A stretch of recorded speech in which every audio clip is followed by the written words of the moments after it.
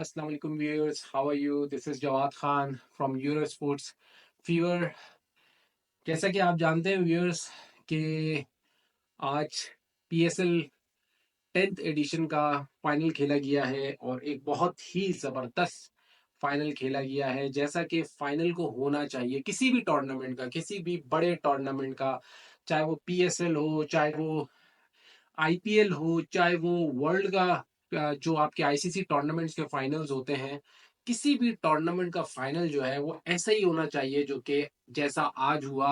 Last ball तक जो है वो प्रेशर था और लास्ट बॉल तक जो है वो 50-50 था कि गेम किसके कोर्ट में जाकर जो है वो खत्म होगा। कुछ पता नहीं चल रहा था कि लाहौर जीतेगा या क्वेटा जीतेगा। बॉल बाय बॉल जो है वो डिफरेंट सिचुएशंस आ रही थी, सिचुएशंस बदल रही थी। कभी मैच लाहौर के पक्ष में गिर रहा था, कभी क्वेटा की तरफ जो है वो टिल्ट हो रहा था। तो it was an exciting thriller, एक एक्साइटिंग मैच, एक एक्साइटिंग फाइनल्स के साथ जो है आज का PSL 10 जो है वो खत्म हुआ। और उसके बाद एक जबरदस्त सेलिब्रेशन देखने को मिली, एक जबरदस्त जो है फायरवर्क देखने को मिला। और इस फाइनल के साथ जो है व्यूअर्स मैं बताना चाहूंगा कुछ बहुत सारी चीजें जो कि आज के दिन एज अ फैन मैं महसूस कर रहा हूँ और लोग जो है वो स्टेडियम में महसूस कर रहे थे और आई गेस सारा पाकिस्तान महसूस कर रहा होगा। वो ये कि जैसे कि आप जानते हैं कि इंडिया की वॉर के बाद जिस तरीके से जो सिचुएशंस बन गई थी, एक तो आपको पता है यहाँ पे PSL रुक गया था, वहाँ IPL रुक गया था। तो ऐसा उस वक्त लग रहा था कि PSL जो है वो अब कंटिन्यू नहीं हो पाएगा इस साल, क्योंकि अब वॉर, हम लोग वॉर सिचुएशन में चले गए थे। लेकिन फिर इंडिया की जो है एक घटिया हरकत जो उन्होंने हमारे रावलपिंडी स्टेडियम के ऊपर भी एक ड्रोन गिराया था, वो भी एक तरह से हमारी क्रिकेट को सबुटाज करने के लिए। उनके दो ही मकसद थे। एक मकसद ये था, वरना देखिए स्टेडियम को कौन टारगेट करता है? क्रिकेट के स्टेडियम को कौन टारगेट करता है? हमने भी तो रिटेलिएट किया ना, मिसाइल्स मारे। क्या हमने उनके स्टेडियम्स को टारगेट किया? क्या हम नहीं कर सकते थे? क्या क्या दहशतगर्द जो है वो स्टेडियम के अंदर मैच खेल रहे होते हैं? स्टेडियम्स को टारगेट करने का मकसद ये था कि उस वक्त फॉरेन प्लेयर्स जो थे वो पाकिस्तान में ही थे and they targeted the stadium, ताकि फॉरेन प्लेयर्स को ये मैसेज जा सके कि भाई this is a war condition, भागो अपने अपने घर पे, वरना मैच खेल रहे होगे और ऊपर से बम मार देंगे। सो of course it was a very very panic situation और ऐसा हुआ भी। आपके सामने है, प्लेयर्स जो है वो सब वापस चले गए थे, क्योंकि उस वक्त जो है एक तो स्टेडियम में भी बम मार दिया और दूसरा ये भी नहीं पता था कि ये वॉर अब कितनी लंबी चलने वाली है। तो उसके बाद PSL का कंटिन्यू होना, PSL का फाइनल तक जाना, और आज जैसा कि आपने देखा कि जैम पैक क्राउड था, जैम पैक, एक सिंगल सीट नहीं थी। लोग जो है वो सीट्स के अलावा जो है वो खड़े हुए थे। कितने लोग जो है वो स्टेडियम में जो है वो खड़े हुए थे और वो मैच देख रहे थे।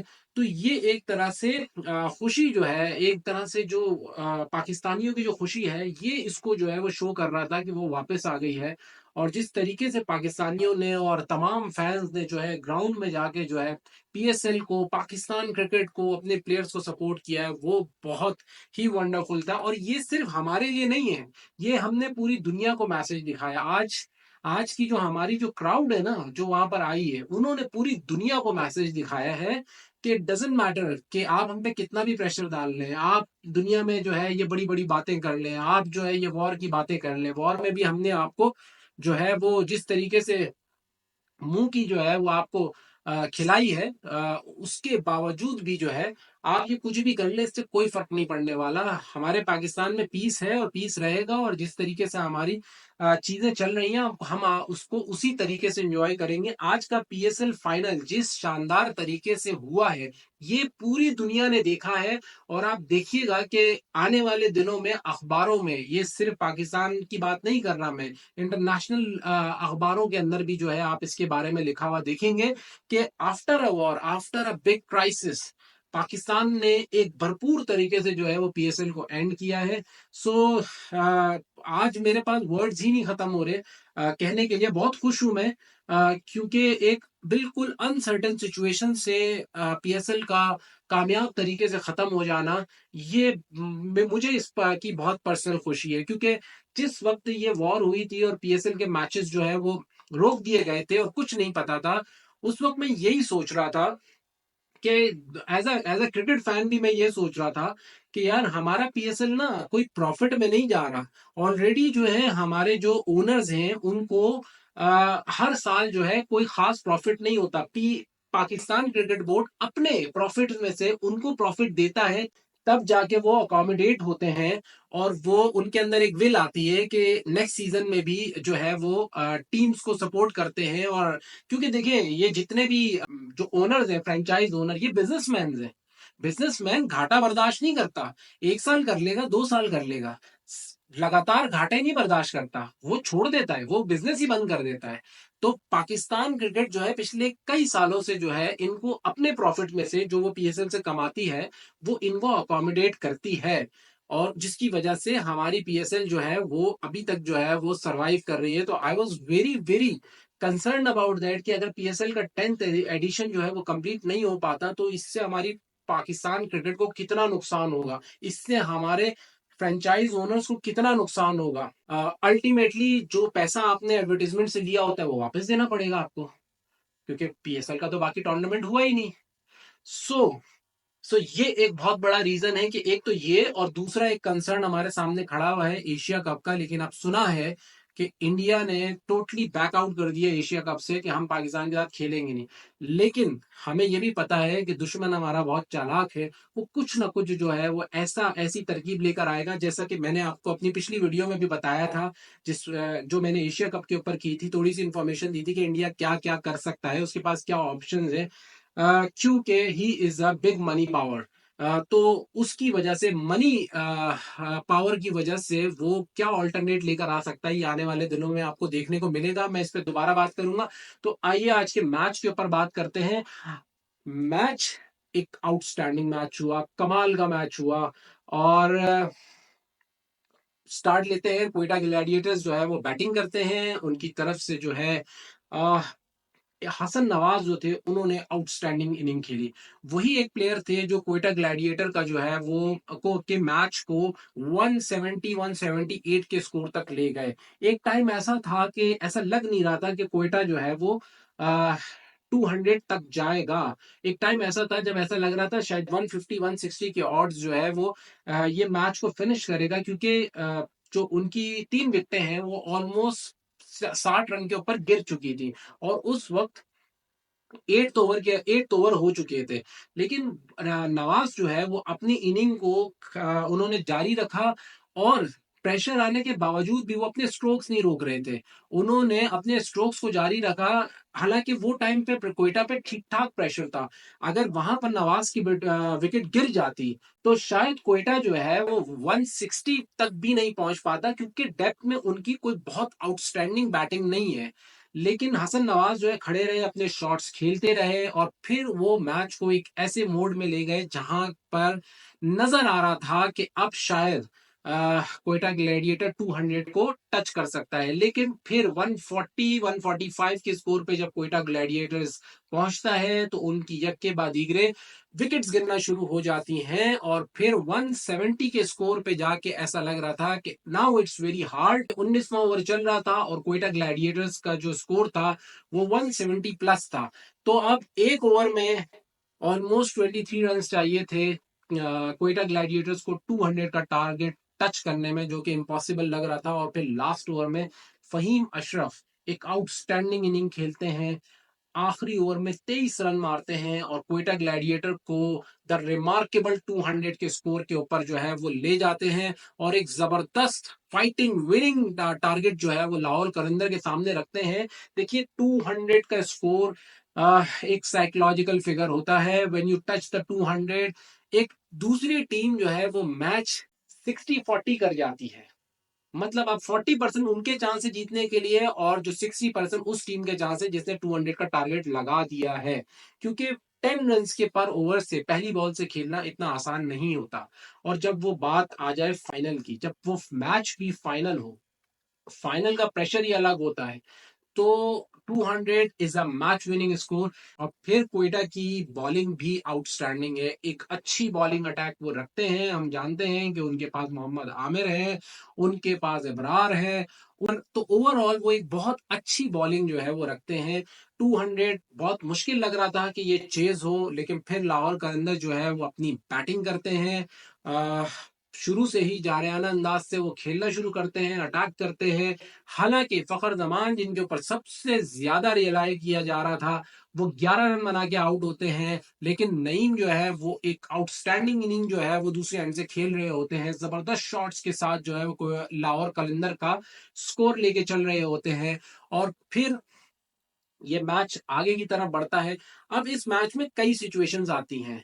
एक टाइम आता है जब 8वें ओवर के पास लाहौर कलंदर का जो स्कोर होता है वो 80 होता है, ऑलमोस्ट 10 के एवरेज से वो जा रहे होते हैं, और उस वक्त उनकी 2 विकेट्स गिरी होती है। लेकिन फिर 8वें ओवर से लेके 14वें ओवर तक लाहौर कलंदर की तकरीबन 2 विकेटें और गिर जाती हैं, जिसके बाद जो है वो 4 डाउन हो जाते हैं। और जब वो 14वें ओवर पे खत्म करते हैं, तो फिर उनके उनके आगे जो रन रेट होता है वो 16 का रन रेट चला जाता है। अब उनको 6 ओवर में 80 रन चाहिए होते हैं। ये वो 6 ओवर थे जहां पर कोयटा ग्लैडिएटर पूरे तरीके से मैच के अंदर आ जाता है।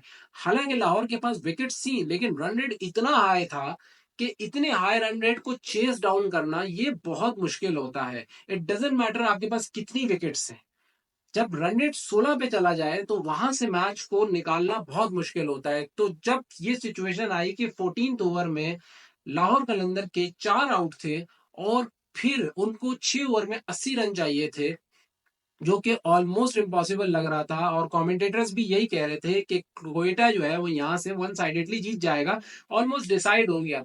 वहां से वहां से कुसैल परेरा की इनिंग, आउटस्टैंडिंग इनिंग। खैर कुसैल परेरा जो है वो एक बहुत अच्छे प्लेयर है, इंटरनेशनल क्रिकेट में अपने आप को मनवा चुके हैं, बहुत अच्छी इनिंग्स उन्होंने खेली है। लास्ट टाइम फाइनल के अंदर उन्होंने टेस्ट के अंदर 153 की चेज में इनिंग खेली, और उन्होंने श्रीलंका को साउथ अफ्रीका के खिलाफ जो है वो मैच जिताया, टेस्ट मैच जिताया। तो इस तरह की बेतहाशा इनिंग्स हैं जो कुसैल परेरा खेल चुके हैं। लेकिन still when it's a new day, everything is new. So उस दिन आप क्या करते हैं वो मैटर करता है। तो कुसैल परेरा ने साबित किया, उन्होंने खड़े होके क्रीज के ऊपर मैच को लेके गए वहां से जहां से 6 ओवर में 80 रन चाहिए थे, और इसमें उनका साथ दिया लेट ऑर्डर बैट्समैन सिकंदर रजा ने, जिन्होंने 7 बॉलों पे 22 रन बनाए। ये वो 7 बॉलें थी जिन्होंने मैच को टर्न कर दिया। कुसैल परेरा की तो इनिंग्स थी। अब देखिए मैच जो है वो किस तरीके से जो है वो एंड की तरफ जाता है। लास्ट 3 ओवर्स में कोयटा ग्लैडिएटर, लास्ट 3 ओवर्स तक भी कोयटा ग्लैडिएटर पूरे तरीके से मैच में था। 3 ओवर में 47 रन चाहिए थे, जिनमें से एक ओवर उसमें मोहम्मद आमिर का था, एक फहीम अशरफ का था, और एक ओवर जो है उनके एक और फास्ट बॉलर का था। और उस 3 ओवर में 16, 18 और 13 रन बनते हैं, और लाहौर कलंदर जो है ये थ्रिलिंग एक्साइटिंग मैच जो है वो जीता है, और पीएसएल का 10th एडिशन जो है वो जीता है। और पीएसएल की हिस्ट्री में इस्लामाबाद यूनाइटेड के बाद लाहौर कलंदर जो है वो दूसरी टीम हो जाती है जो 3 बार यह टाइटल जीतती है, और तीनों बार एक ही कैप्टन की कप्तानी में जीती हैं, और वो है शाहीन आफरीदी। वो कप्तान है पूरे पाकिस्तान के, जितने भी इस वक्त हमारी पाकिस्तान के जो इंटरनेशनल स्क्वाड्स के प्लेयर्स हैं, अगर उसमें देखा जाए तो सबसे कामयाब कप्तान है, अगर पीएसएल के रिकॉर्ड से देखा जाए। अभी तक उनको इंटरनेशनल में सही तरीके से मौका नहीं दिया गया है। मैं तो पहले भी कहता था, अब भी कहता हूं कि शाहीन आफरीदी को T20 का कैप्टन होना चाहिए, उनको भी एक चांस मिलना चाहिए, फुल फेयर चांस मिलना चाहिए। कम से कम 2 साल उनको मिलने चाहिए। उम्मीद है कि जिस तरह का पीएसएल के अंदर उन्होंने एक अपना रिकॉर्ड रखा है, वो इंटरनेशनल के अंदर भी ऐसा रिकॉर्ड रखने के केपेबल है।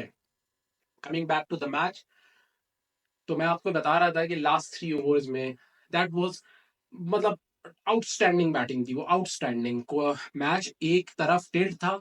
और फिर वहां से कुसैल परेरा की बैटिंग, जिस तरीके से वो शॉट्स खेल रहे थे, जिस तरीके से आप देख सकते हैं कि 18 ओवर के अंदर उन्होंने 18 रन लिए, और उसके बाद मोहम्मद आमिर का वो जो सेकंड लास्ट ओवर था वो बहुत जरूरी था, वो सबसे इंपॉर्टेंट था, वो मैच डिसाइडर था। अगर वो ओवर अच्छा चला जाता, मोहम्मद आमिर से एक्सपेक्ट भी किया जाता है कि वो कम रन पे ओवर निकाल सकते हैं। अगर वो ओवर अच्छा चला जाता तो मैच उसी वक्त वन साइडेड हो जाता। लेकिन मोहम्मद आमिर के ओवर में 20 रन पड़े। अच्छा, ये 20 रन पड़े भी कैसे? पहली दो बॉलों पे 2 रन हुए, उसके बाद 2 वाइड्स हुई, उसके बाद दो अगली बॉलों के ऊपर एक चौका और एक 2 रन हुए, जिससे टोटल रन जो है वो 8 हो गए। और उसके बाद परेरा ने उनको लास्ट 2 बॉलों पर छक्का और चौका मार के उनके ओवर में 18 से 20 रन लिए, जिसके बाद आखिरी ओवर में फहीम अशरफ के लिए सिर्फ 13 रन रह गए थे, जो कि अब बहुत आसान था चेज होना, लेकिन स्टिल उसमें भी बॉल मैच जो है वो सेकंड लास्ट बॉल तक गया है। फहीम अशरफ ने भी अच्छी बॉलिंग कराई। अच्छा, हम यहाँ पे ये नहीं कह सकते कि बैड बॉलिंग हुई, ऐसा बिल्कुल भी नहीं है। मोहम्मद आमिर ने बड़े परफेक्ट स्पॉट्स पे बॉल कराई है, फहीम अशरफ ने भी बड़े परफेक्ट स्पॉट्स पे बॉल कराई, बैड बॉलिंग नहीं हुई, आउटस्टैंडिंग बैटिंग हुई है। यहाँ पर बैट्समैन को क्रेडिट देना चाहिए कि उन्होंने अच्छी बॉलिंग, अच्छी लाइन और लेंथ के खिलाफ प्रेशर के अंदर खड़े रहे और उन्होंने खेला, अपनी टीम को इम्पॉसिबल सिचुएशन से जिताया। तो यहाँ पर अच्छी बैटिंग हुई है। यहाँ पर सारा क्रेडिट उस अच्छी बैटिंग का है, उस आउटस्टैंडिंग बैटिंग का है, जो कुसैल परेरा और सिकंदर रजा ने जो है वो आखिर में की है। So this was the match summary. एक जबरदस्त फाइनल, एक जबरदस्त पीएसएल का इख्तिताम हुआ और पूरा पाकिस्तान इसके ऊपर आज बहुत खुश है, सेलिब्रेशन हो रही हैं। और कल के दिन हमें ये सेलिब्रेशन के जो है वो रिजल्ट्स जो है वो नजर आएंगे। अच्छा, इस पीएसएल के अंदर कुछ हिस्ट्री रिकॉर्डिंग चीजें भी हुई हैं, लाइक रिकॉर्ड्स बने हैं, जो कि अब तक 10th एडिशन के अंदर अभी तक जितने पीएसएल हुए हैं ऐसा नहीं हुआ। इस पीएसएल में जो पहला रिकॉर्ड बना है कि फाइनल के अंदर सबसे ज्यादा इंडिविजुअल हाईएस्ट स्कोर जो है वो हसन नवाज बना चुके हैं 75 का। दूसरा रिकॉर्ड जो बना है पीएसएल 10th के अंदर, हिस्ट्री ऑफ पीएसएल के अंदर, वो 500 प्लस सिक्सेस लगे। इससे पहले जितने भी पीएसएल हुए 500 का फिगर क्रॉस नहीं हुआ था। और तीसरा रिकॉर्ड जो बना है इस पीएसएल के अंदर, वो बना है highest chase in a final. ये भी एक रिकॉर्ड है पीएसएल की हिस्ट्री के अंदर। तो इस पीएसएल के अंदर काफी सारे रिकॉर्ड्स बने हैं और काफी कुछ हुआ है। सो व्यूअर्स, ये था पीएसएल 10th का इख्तिताम और सेलिब्रेशंस अभी तक जारी हैं। लाहौर कलंदर आज बहुत खुश है, आज उनका पार्टी डे है। तो इसके साथ ही आप सबसे इजाजत है, नेक्स्ट वीडियो तक के लिए अल्लाह हाफिज।